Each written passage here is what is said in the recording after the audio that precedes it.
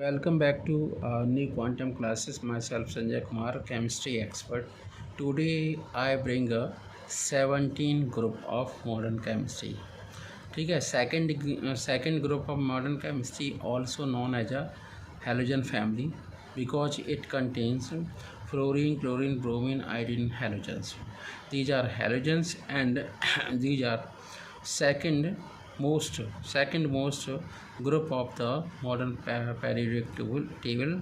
As we know that there are 18 groups are present in a modern periodic table. This group is a 17 group. जैसा कि हम जानते हैं कि इस ग्रुप के अंदर FCl, Bri और एस्टेटाइन एलिमेंट को हम स्टडी करेंगे। और इससे पहले हम थोड़ा सा आपको जानकारी देंगे कि एलिमेंट्स कहाँ पर पाए जाते हैं। तो एलिमेंट की अकरेंस अगर हम देखें तो फ्लोरोस्पार के अंदर पाया जाता है एज ए कैल्शियम फ्लोराइड। ठीक है. क्रायोलाइट के अंदर होता है जी, है ना, Na3ElF6 के फॉर्म में। फ्लोरोपेटाइट के फॉर्म में जो कैल्शियम का एक और है, ठीक है, कैल्शियम का फॉस्फोरस का एक और है कैल्शियम फॉस्फाइड, और 3Ca3PO4 का होल ट्वाइस। ठीक है, इस फॉर्म में पाया जाता है। रॉक सॉल्ट के फॉर्म में पाया जाता है क्लोरीन। NaCl में Cl एक क्लोरीन का आपका और है और उससे निकाला जाता है। कार्नेलाइट KCl MgCl2 के अंदर पाया जाता है क्लोरीन एटम। ठीक है. तो ये आपकी एक और है सिल्वाइन को हम KCl के नाम से भी जानते हैं, और पोटेशियम क्लोराइड भी है ये। इसके अंदर क्लोरीन भी पाया जाता है। अब हम कुछ इलेक्ट्रॉनिक कॉन्फिगरेशन देखेंगे। इलेक्ट्रॉनिक कॉन्फिगरेशन इसके बहुत इम्पोर्टेंट होते हैं। कैसे होते हैं? जब हम इनका इलेक्ट्रॉनिक कॉन्फिगरेशन करेंगे p ऑर्बिटल में, तो p के 3 ऑर्बिटल होते हैं। तो सिंगल इलेक्ट्रॉन भर देते हैं, फिर पेयरिंग हो जाती है। ठीक है.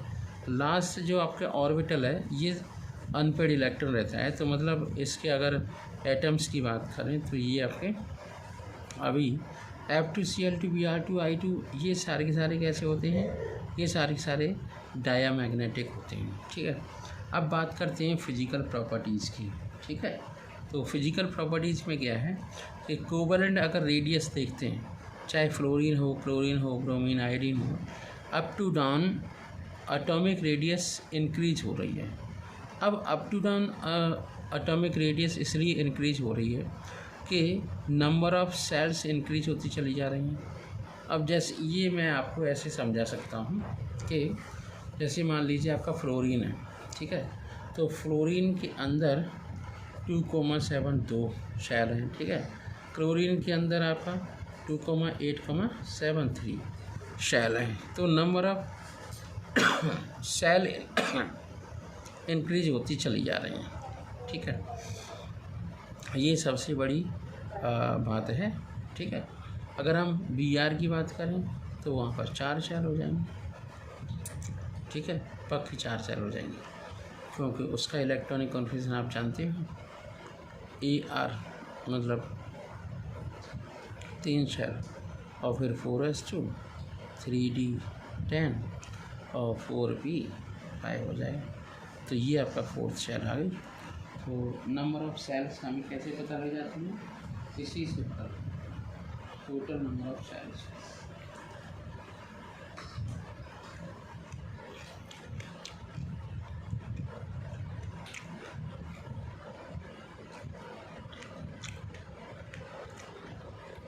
चलिए और बात करते हैं। अगर हम कोवलेंट रेडियस की बात करते हैं तो अप टू डाउन बढ़ रही है। आयनिक रेडियस की बात करते हैं तब भी ऑब्वियसली इंक्रीज हो रही है, लेकिन आयोनाइजेशन पोटेंशियल कम हो रही है। क्यों हो रही है?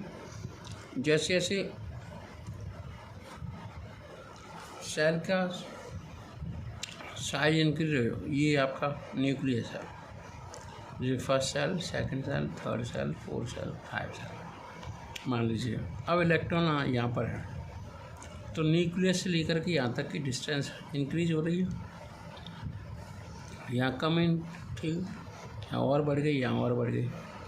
तो जब साइज इंक्रीज होगी लेंथ, तो इलेक्ट्रॉन पर जो पकड़ है कम होगी, तो हमें आयनेशन एंथैल्पी मतलब एनर्जी की मात्रा कम यूज करनी पड़ेगी इलेक्ट्रॉन को रिमूव करने के लिए। तो ये आपका ट्रेंड है। ट्रेंड में सारे लेके आया हूँ इलेक्ट्रोनेगेटिव।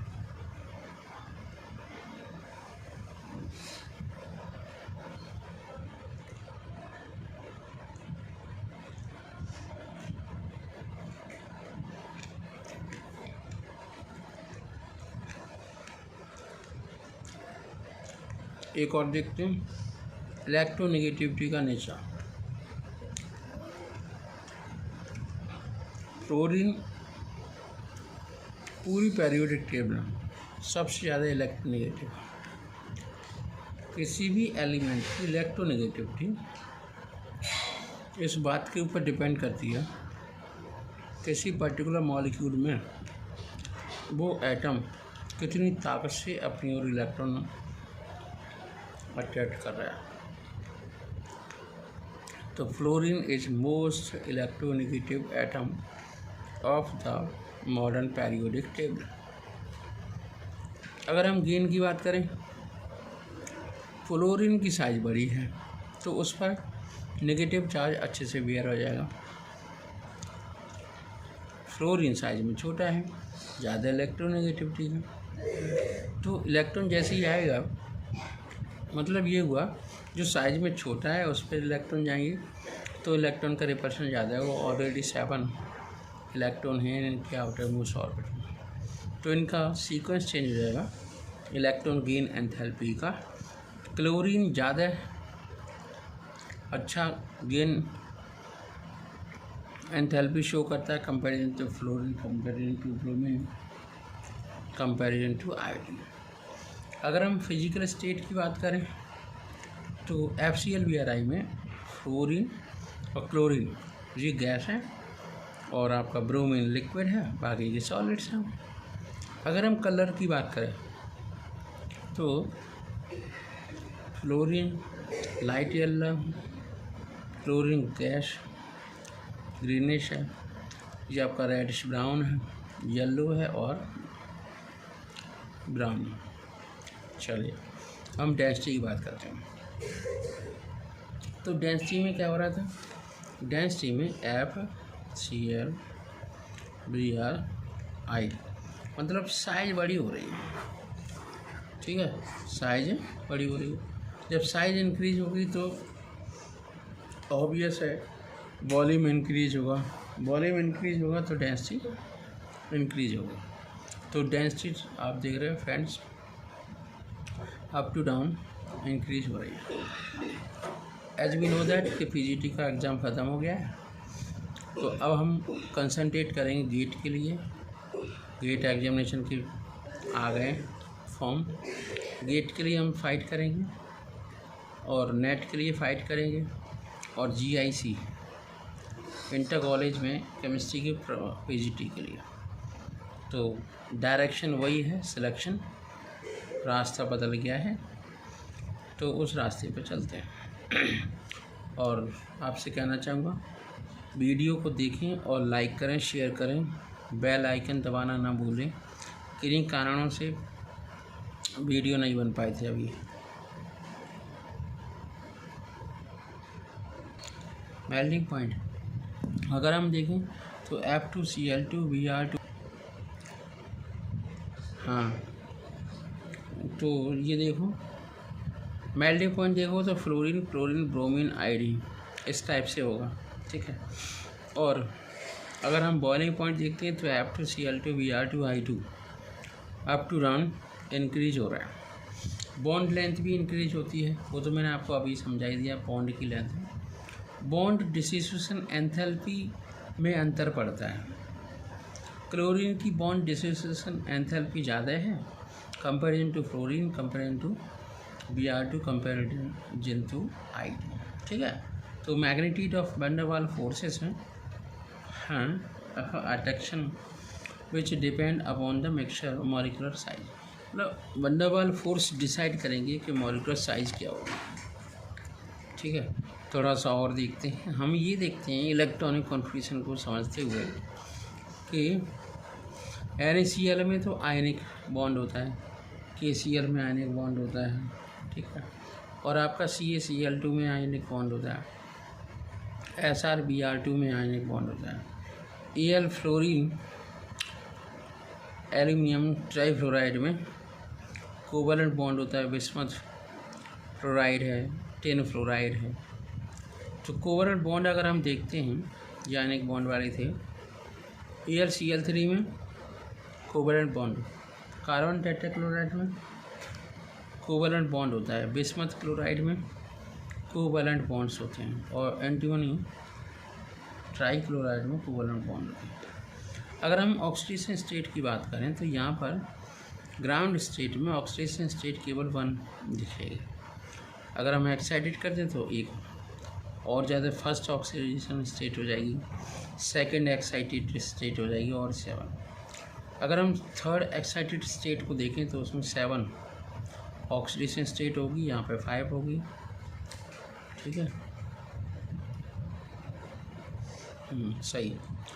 चलिए अब हम कुछ कंपाउंड्स को एक्सप्लेन करते हैं, जैसे NaCl है, ClF है, ClF3 है, या ClF5 है, HClO4 है, IF7 है।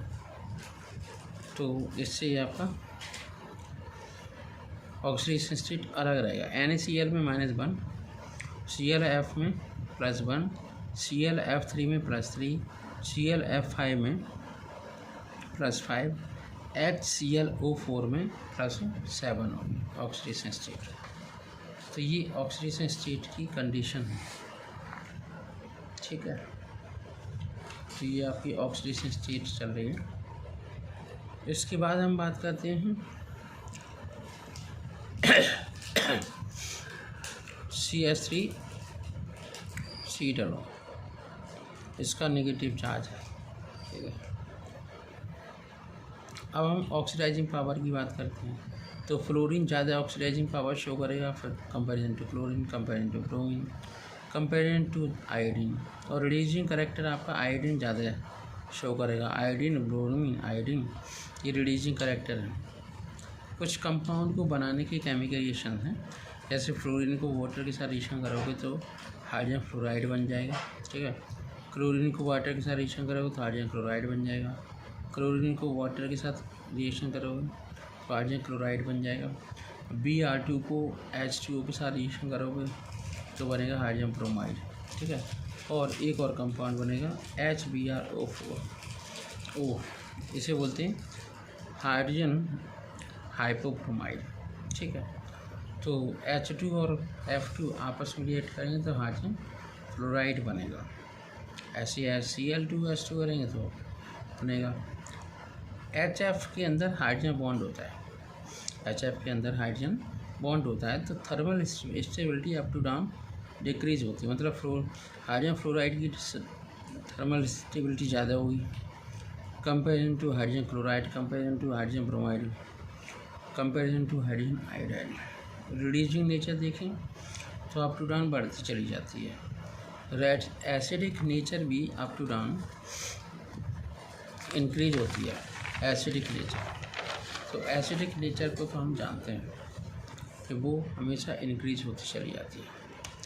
अब हम कुछ इनके FCl-Bri के कुछ ऑक्साइड्स देख लेते हैं। जैसे अगर हम फ्लोरीन की बात करें तो फ्लोरीन OFT की फॉर्म में होता है, और क्लोरीन की सबसे ज़्यादा हैं ऑक्साइड। उसका क्या रीज़न है कि एक तो D ऑर्बिटल होता है इसमें, तो Cl2O, Cl2O2, ClO2, Cl2O6, Cl2O7। ठीक है, ऐसे Br2O, BrO2, IO4, I2O5, I2O7 ये सब होता है।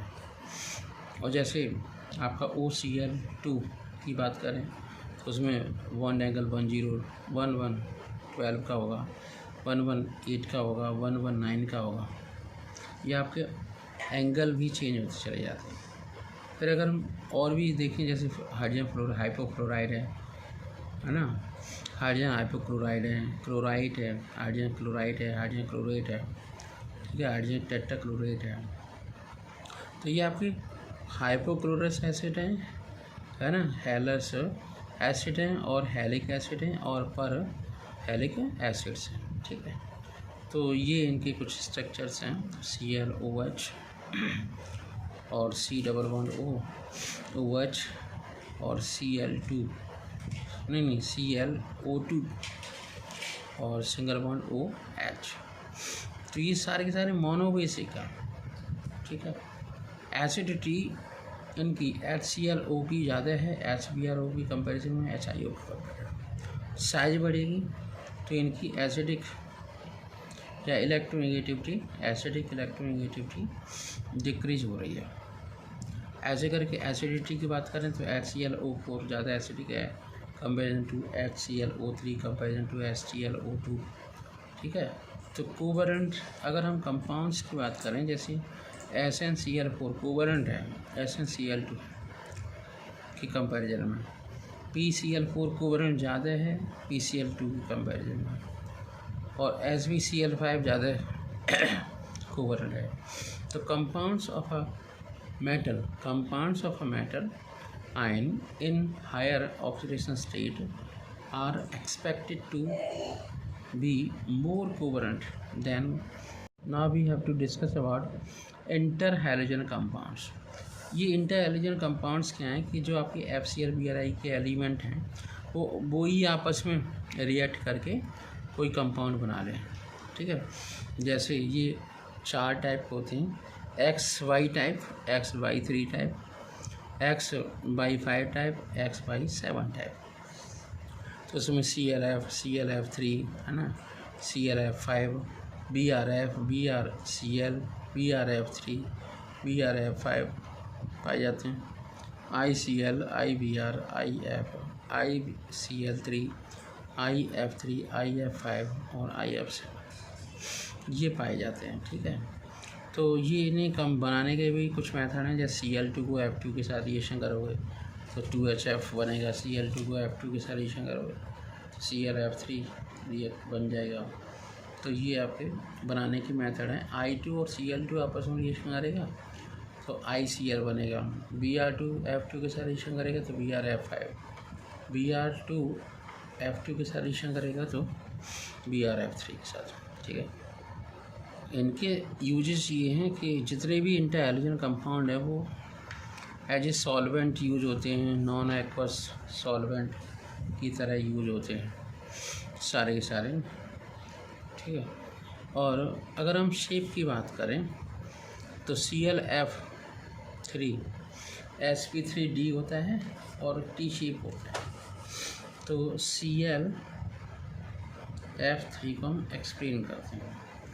हम देखते हैं Cl का इलेक्ट्रॉनिक कॉन्फिगरेशन इस तरीके से, और ये D का ऑर्बिटल खाली पड़ा ही है।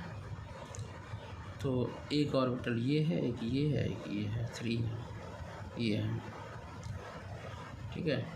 तो ये आपका 3s है और ये 3p है। इसका एक इलेक्ट्रॉन एक्साइटेड होकर के यहाँ पर आना पड़ेगा।